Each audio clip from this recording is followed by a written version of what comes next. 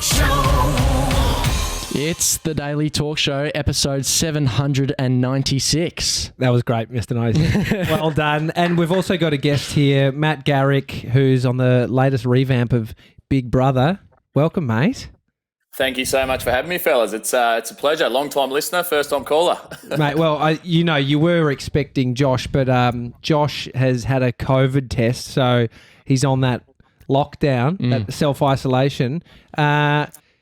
Mate, you went into the Big Brother house, and was coronavirus even a thing? I think the last news report that I saw, there was about 30 cases in Australia. So it hadn't really hit our shores yet. It was more just all about Wuhan and China, and then come out and it's just gone bananas. So yeah, it was pretty crazy.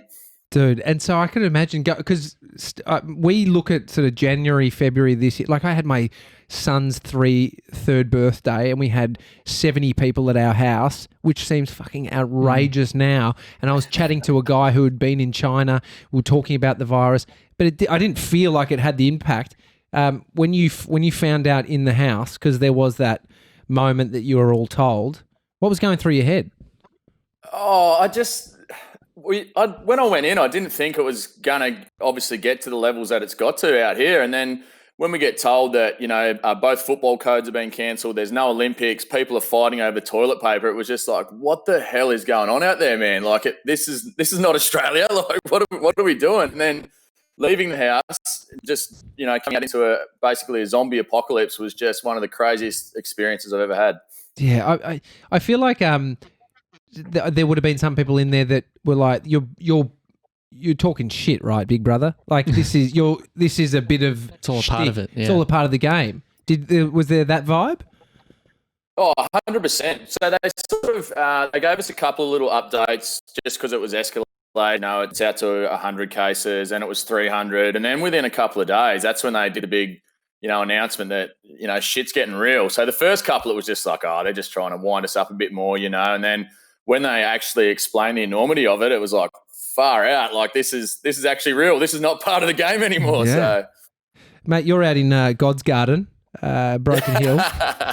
Yeah, not many people know, but Queensland pinch the same from us boys. Beautiful one day, perfect the next. So that's ours. Mr. 97, do you know where Broken Hill is? No, never heard of it. It's just north of Melbourne. No. North of Melbourne. It's north of Melbourne, about 9 hours. And so you're back home at the moment. Wednesday night, the grand final. So when we know who's winning, what's it been like being back at home? I mean, small town. How many people live in Broken Hill?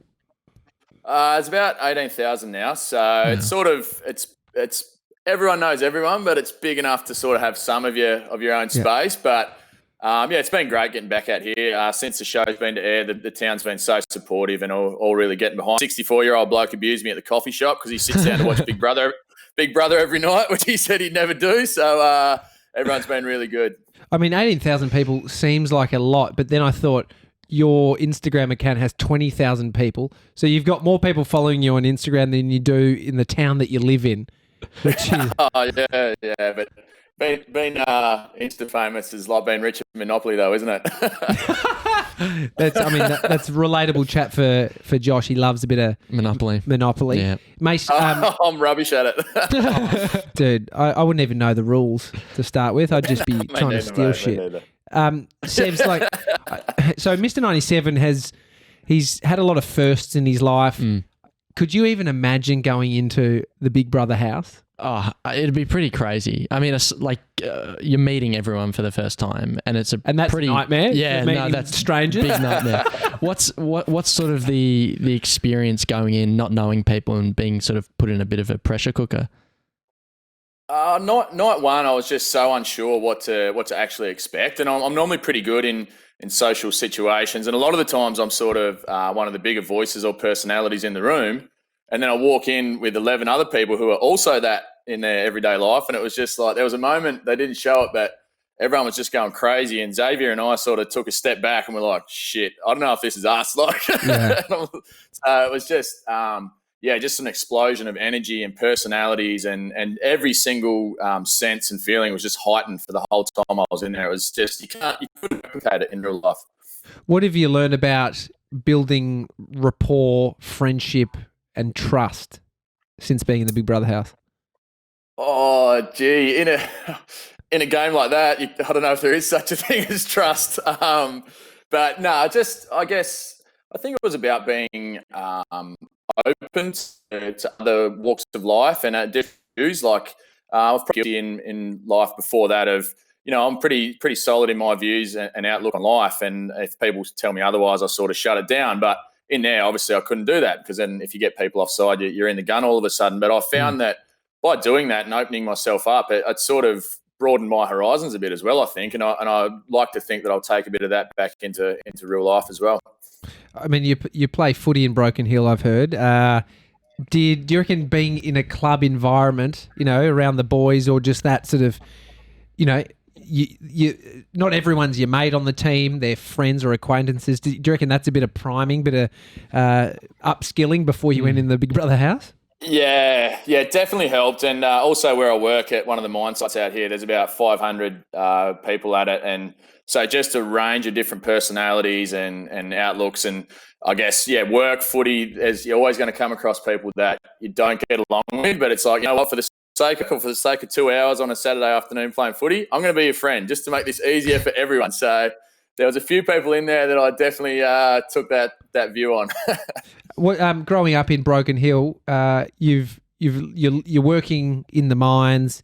I mean, is there a mindset of, I want to get out of this place? I mean, you've stayed there, but when you're younger, are you thinking, I want to hit the big smoke, or I want to stay here and sort of build that family in this place where I've grown up? Yeah, there's sort of two schools of thought around Broken Hill. Some people love it, like I'm obviously one of them because I'm still here, and other people just sort of hate to join, can't wait to get out, get to uni, get high, get out. It's funny, a lot of those people end up coming back, so that's always humorous when they bag the joint and leave in a smoke, and then 2 years later they're back. But it's sort of one of those places. It's like anywhere, it's who you surround yourself with. It's what you make it. I had aspirations of being a physio.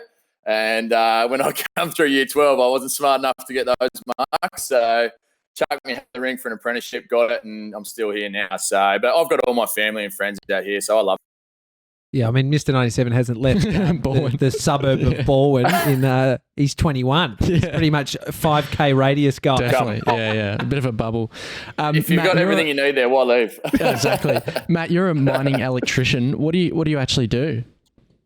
So a lot of breakdown maintenance, preventative maintenance on a lot of industrial plant. I'm actually not underground. I'm up top in our processing plant. So, obviously the rocks come from underground. They send them up and then we make them into small rocks and then send them off. So, we're just in charge of maintaining and keeping the plant running on a day-to-day basis pretty much. I mean, for me, if I was to have been in another job, so I used to be a personal trainer, but I reckon if I got on Big Brother, I'd be like so done with personal training. Be like, mate, new year, new me, fucking, I'm a celebrity now. For you, what do you do?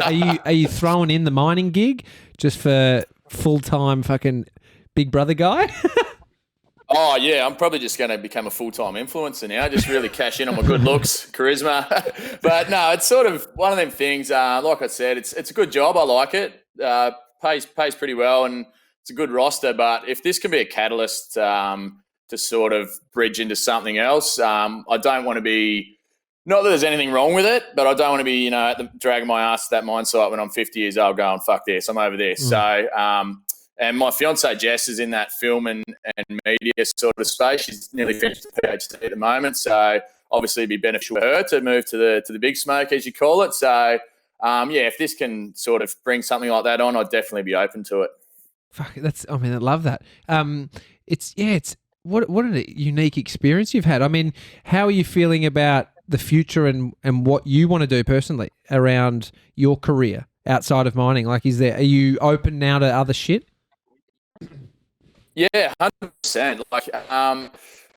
Like I said, the mining / stuff was sort of a option 2 or 3.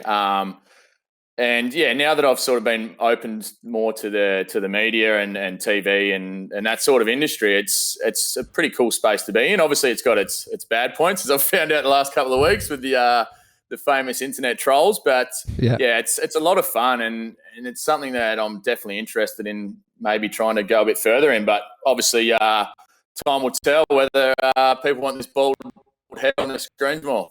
Mr. 97's freshly, I was going to say engaged, but it's not engaged. He's in a relationship. Do you know about this, Matt? I don't. Tell me more. Good man. Well, I mean, so we did a bit of a dating segment on the show a while ago. It would have been about a year and a bit ago. And my now girlfriend found us through that dating segment. And during lockdown with COVID, we started like FaceTiming each other. And she's flown over from Perth and we're now living together. It's pretty serious. That should become a movie. That's beautiful. The show just paid for itself. If we fire him tomorrow, he's still a happy man. You've been with your fiancé 10 years, is it? 10 years. The start of next year. So yeah, just not quite sure if I want to marry her yet. Well, I mean, now that you got options, no, that's rude. So you've got a solid foundation. I feel like that would have to be the case going into something like Big Brother. Says, imagine you go into Big Brother now, how that would be a head fuck for your girlfriend. For you, what was your fiance's thinking? What was she worried about with Big Maddie going into the house? Oh, Jess was really, really positive about it.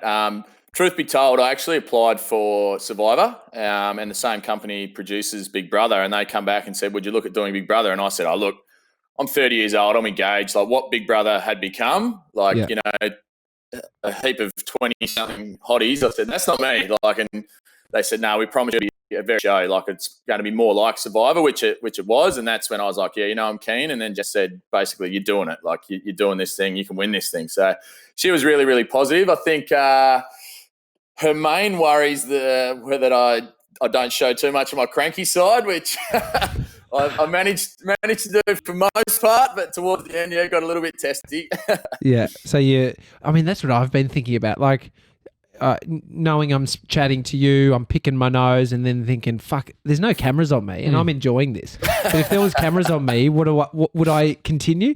What was the consideration in your mind versus what you thought it was going to be and then what actually the experience was?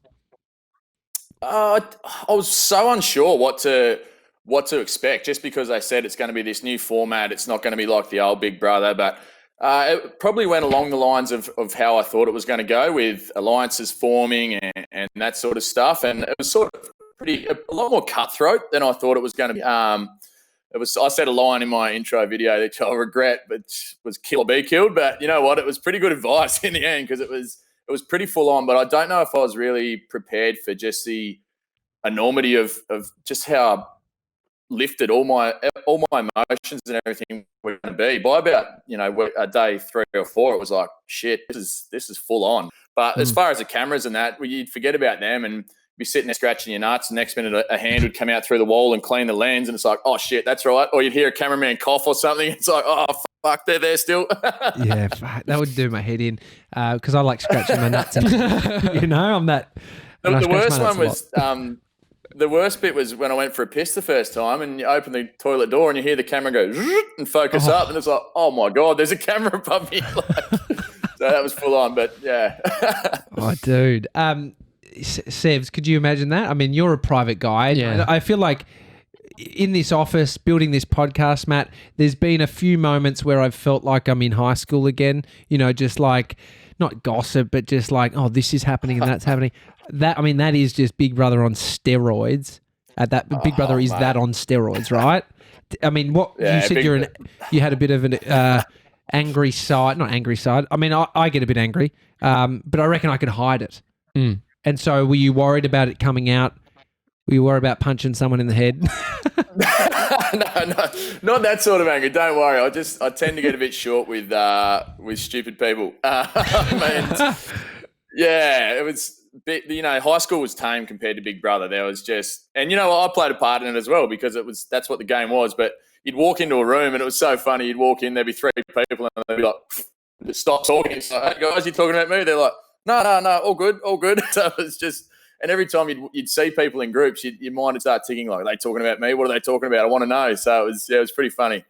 I was just thinking we could do a fun little thing. Mr. 97's just walked into a Big Brother audition. Matt, you're the casting director.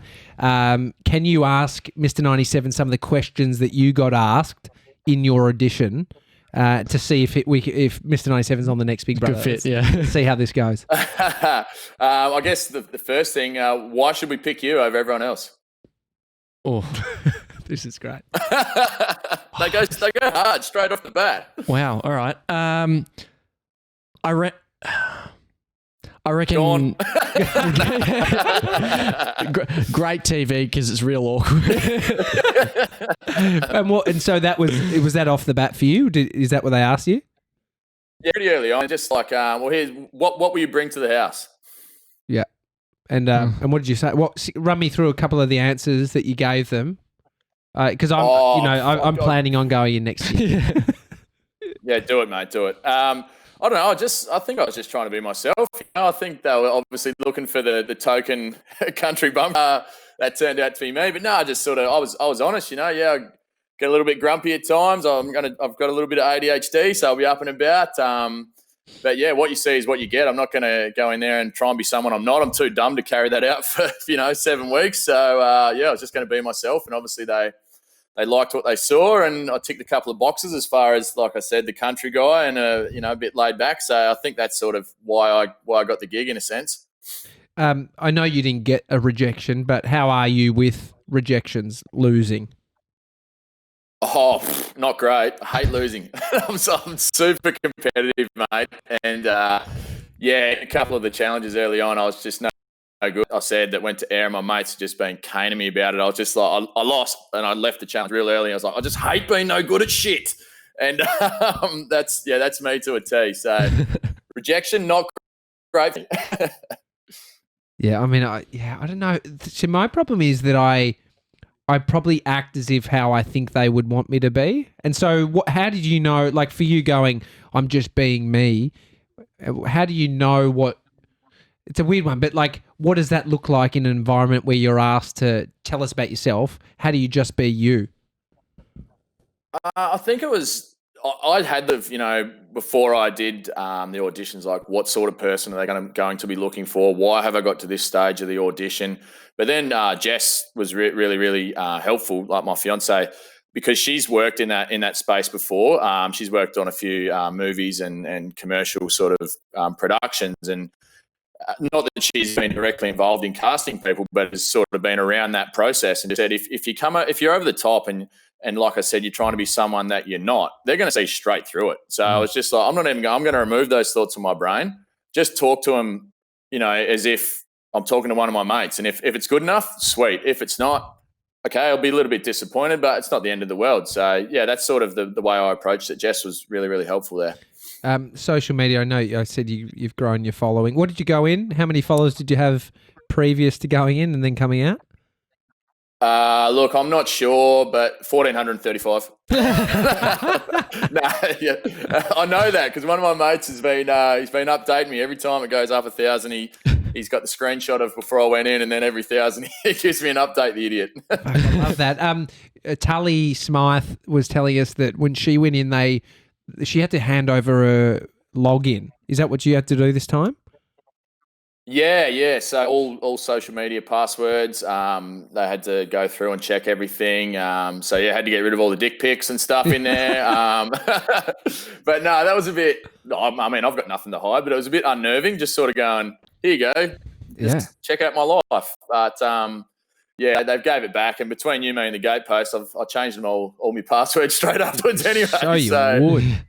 It was a bit unnerving, but it's all part of the process. We knew that, so it's all good. What's been I know you've connected with Tully Smythe through Instagram, and anyone else you've connected with post coming out of the house, sorry? Yeah, a couple of the old contestants have been in touch, as well as me. Just sort of, going, I'm Big Brother now. I'm part of the fraternity, which is the case with Tully, I'll be honest. But no, they've all been really supportive, and I've found that they're more so than anyone else in media sort of circles and podcasting circles. They're really supportive of us as housemates, regardless of how we've been portrayed and how we've come across. They sort of haven't seem to have taken that into account. They've just taken us as who we are and been really supportive and just sort of seen through it a bit, I think, because they've all been there before. So it's really good to have a sounding board like that to sort of bounce stuff off. Trev Butler, who won it way back in the day, he's a Broken Hill boy as well. He gives me like a running commentary on every episode. So that's been really fun as well. Have you been watching it every ep? Oh, I have. To start with, I was like, no, I'm not going to watch this shit. I hate listening to my voice. I don't want to see what I look like. But then I was like, oh, I really want to know what everyone else was about me. So sort of got a bit hooked on it, I guess, which is a good thing. And it obviously means the show's doing the right thing. So yeah, I'll sit down and watch it every night. It's like a roller coaster. And then once again, all those emotions are heightened because it takes me back to how I was feeling during that time. And then when the episode ends, it's just like, oh, righto, deep breath. So, yeah. But yeah, it's watch. Are your mates at work and the people around you, what are they saying? What are they thinking? Are they watching? Oh, they're so passionate. It's been a big week for me. This last couple of weeks have been big because I've been day shift at work, so I go through all the emotions at home watching it. You know, oh shit, that sucked, and then I cop all the shit on social media, and then walk into work at 6:30 a.m. and the boys are like, oh, what about this? What about? And that's all they want to talk about. So it's I can't escape it. No, they're super supportive, and I could have killed someone in there, and they still would have had my back, I think. That's what a good mate does, right? So yeah, that's right. Yeah. Did you get paid to go in? What's the financial deal? Yeah, so we got a per diem. We got $150 a day, but obviously that was just to sort of cover our bills and expenses at home. So that was a case of I gave all the credit card details, all the bill details to Jess, and she took care of that while I was away. But $150 a day. But I was on long service leave from work as well, so I still had some money coming in there. So you've been making more money than anyone in the house. I was making bank, mate. I didn't even need to win this thing.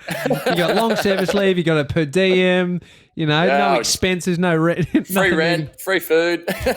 Did it feel at all like a holiday, or did it feel like some kind of mental game? I felt like a holiday for about 2.5 days. We're sitting out by the pool in the budgie smugglers working on the tan, which is rubbish. And then all of a sudden the voice comes over. It's like, get ready for your first nomination challenge. And you could just see everyone just got frantic all of a sudden. It's like, oh, shit, that's right. We're here to play a game. As soon as that first challenge happened, it changed the whole vibe of the place. But for the first couple of days, it was nice. I was learning how to make bread, working on the tan, helping everyone cook, and then it just went to shit after that. Mental health, are they putting a focus on people's well-being in there from a mental health capacity?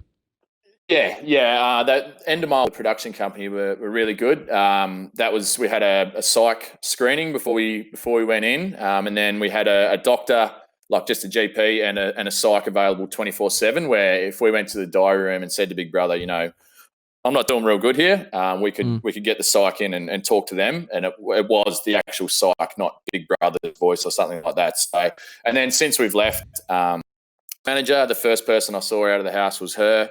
Sat down with her for a couple of hours and had a really good chat, like a debrief, and then the psych as well. So they've been really good, and there's a heavy focus on it, which I think is so important in this day and age of social media. And what have you learned about your mental state after experiencing something like that? Because it's like an experiment, right?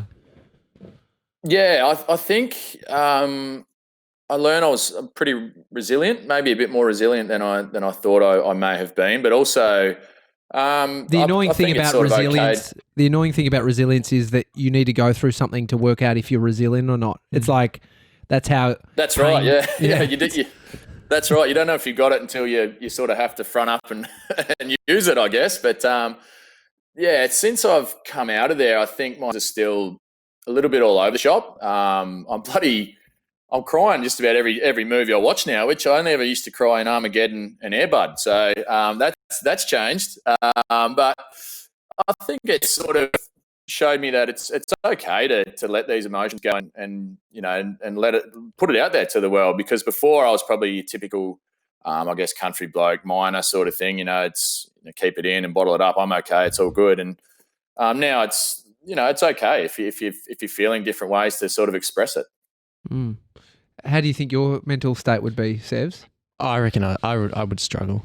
I reckon you're just not having all the different personalities, and just, you know, you might not have a couple that you won't gel with, and so just being able to deal with that, as well as, you know, the fact that everything's so public, I think would be a big struggle. Well, I mean, friends are such an important part of our existence, or just someone like, you know, having your fiancé Jess there next to you, or just able to talk to her through things. Did you realize that you lean on people more than you think you do, or what's the thought there? 100%.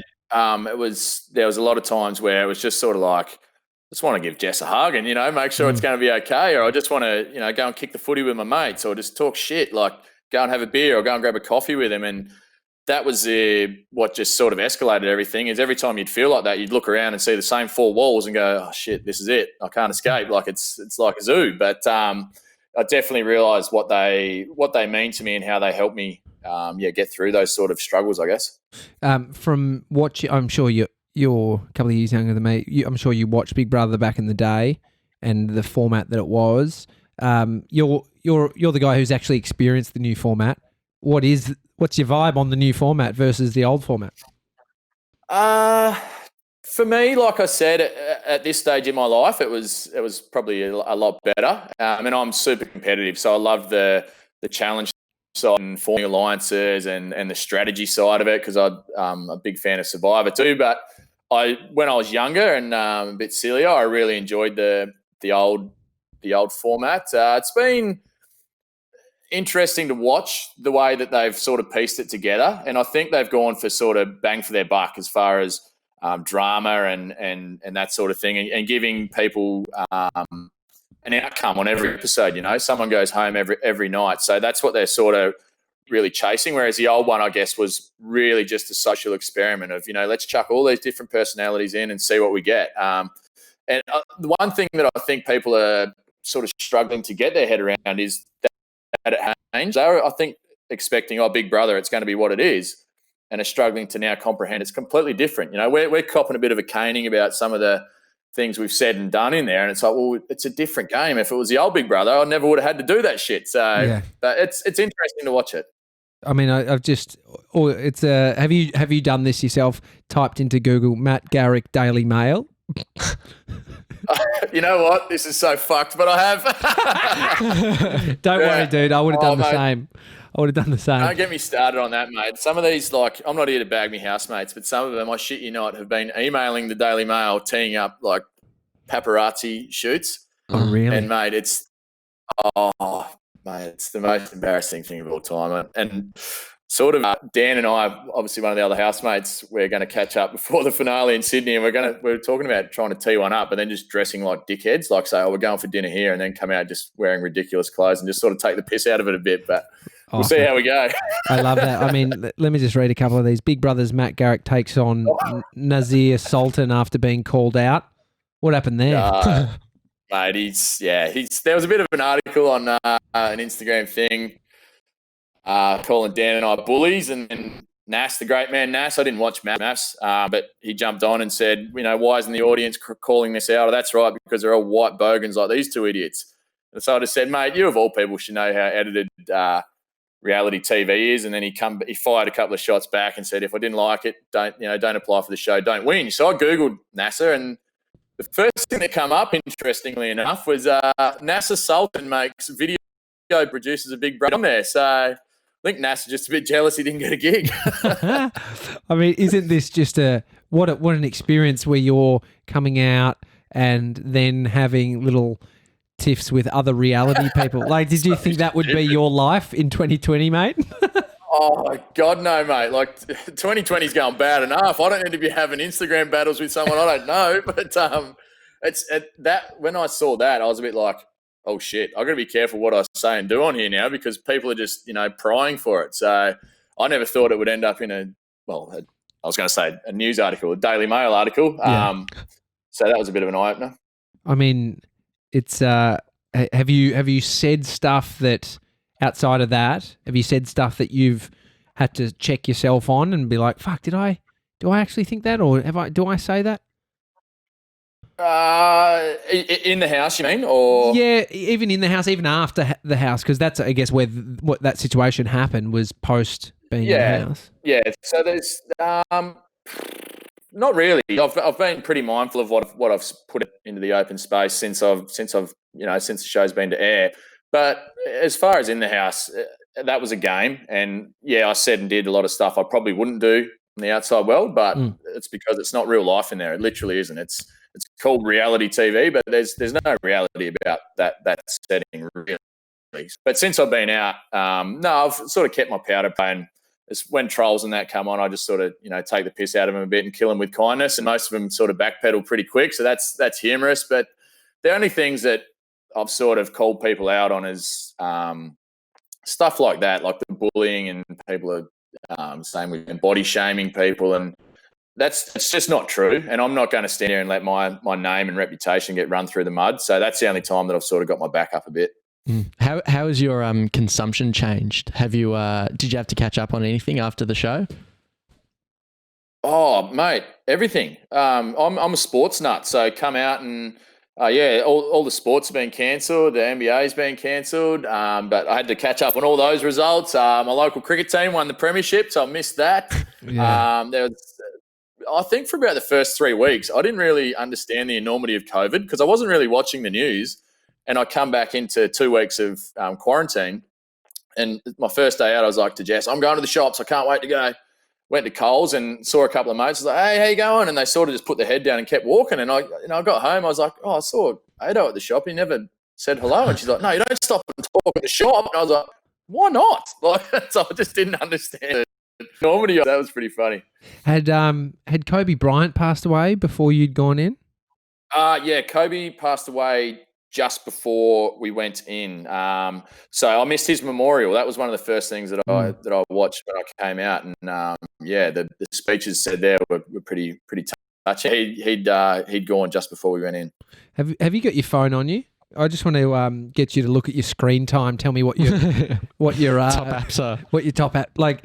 This is something we do quite a bit. Just look at screen time. But I could imagine coming out, I'd be fucking glued to my phone, definitely just waiting for all those follows. But, counting them. I do it on the fridge every time I get another number. My average Instagram time per day, 2.5 hours. That's not good. Oh, mate, that's low as shit. No, that's pretty good. Yeah. Maybe we're just egomaniacs. I think I'm coming in at 5 hours for Instagram, and I don't even have a following. What was the people feel like anxious or worried when their phone isn't within arm's reach. What was that vibe like going to the house? You obviously can't have your phone. It was actually really refreshing. I was a bit like, not sure how I was going to go. And to be honest, I was probably spending more time on my phone before it. And it felt really, really weird when I came out and actually got my phone back.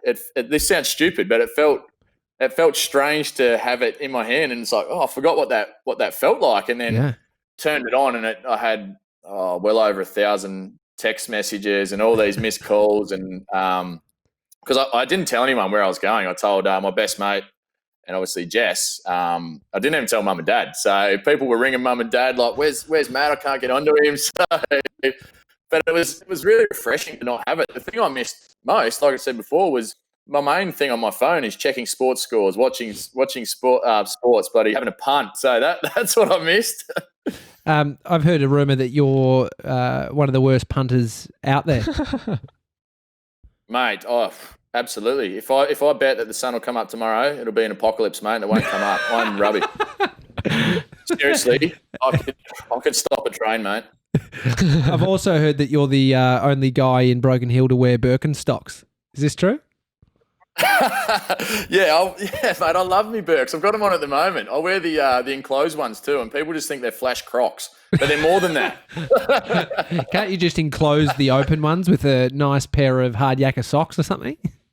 Yeah, well, I see a few people run the socks and Birkies, and I'm not at that level yet, the Birk and socks, but I'm just running the enclosed ones, the flash leather Crocs that are on. Now I'm real conscious about them. You can't even see them. Sebs, is there anything that you'd want to know from someone who has experienced something that Not many people get to go on a reality show. I don't know what's weirder, coronavirus reality or being in a reality show. What's more unusual? Yeah, it's pretty weird. I mean, I guess the whole thing of going in and the isolation from, I think, the social relationships. How did you feel that changed your friendships with not only your mates but also colleagues at work and also your partner? Coming out, all I wanted to do was, obviously, Jess picked me up from the airport and we had about a 5-minute cuddle, and I lost about 6 or 7 kilos. So then she just spent the next 20 minutes going, "Oh, you've lost so much weight." But so we were tired as anyway. But coming out with her was a bit weird for probably the first week. We weren't really sure how to feel about it, or obviously we know how we feel about each other, but it was just this strange vibe. And then it was tough coming into 2 weeks of quarantine isolation, because all I wanted to do was catch up with my mates. And I had this image in my head that when I got home, whether I lasted a week, 5 weeks, whatever, I was having all my mates around home, all my family. I'm going to put a big piss up on, and we're all going to have a good time. And then I can't see them, so we're doing like FaceTime beers, and this isn't cutting the mustard. I need to see you guys. So it really, I think, solidified my friendships with my friends and my family. I've got a little 2-year-old nephew, and not being able to see him for so long, when I finally could see him and just give him the biggest cuddle, that was awesome. And I think out of it, Jess and I are probably stronger, because now we're dealing with everything that comes with it together as a team. So it's been good. Fuck, if there's ever anyone who could feel like they're in a simulation, I feel like it's you, coming out of a reality show into a reality show, basically.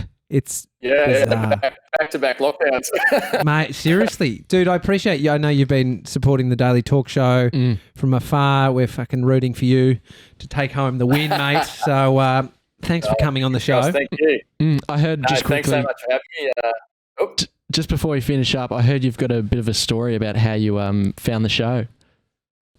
I do, mate. Yeah. So we were travelling through the States, Jess and I, for about a month in October last year, and we did, part of that was about a week and a half long road trip, and obviously there's a lot of time to fill there. So I can't even really. Actually, I do know how I found you guys. We were sitting in a Bluestone Lane coffee shop in Brooklyn, and I was like, I'm pretty sure this is an Aussie Guys franchise, and then Googled it, and yeah, Nick Stone come up, and there was a link to your talk show. And I listened to that, listened to Grant Smiley, and there was one with Tully, and I was like, this is really cool. And yeah, since then I've sort of been listening, because Jess and I we love the States. We've been there 4 times, and have said we'd love to, have a crack at trying to live over there. Obviously not in our show, but listening to those guys and listening to your podcast was really inspiring, and I've sort of been hooked ever since. So keep the good stuff coming, mate. Thank you. That would have been October, because we were there from October 1 through to like the 14th or 15th or something. November, yeah. Or was that November? November. Or after? Because I had my birthday there. Yeah. November, yeah. Fuck, mate. Well, thank you, bro. It's appreciated chatting. Thank you so much for having me. Hopefully we can actually one day have a beer when that kind of shit is real, or that never is happening again. So it'll be a virtual beer. Feels like a lifetime ago, doesn't it? Mate, you got any words to Josh? Yeah, I know he's battling at home. Look, Josh, I'm not angry. I'm just disappointed you're not here, mate. But no, seriously, rest up. God, I hope you don't have COVID now I've said that. But no, get better, and who knows? We might get to chat in the future. Awesome, bro. Have a good one. I'll speak to you soon, dude. Thank you. Thanks for having me.